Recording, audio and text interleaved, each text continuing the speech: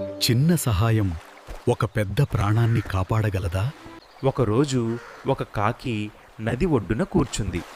అప్పుడు నీటిలో పడిపోయిన ఒక చీమను చూసింది. నీటిలో మునిగిపోకుండా బయటపడటానికి చీమ కష్టపడుతుంటే కాకి జాలిపడింది.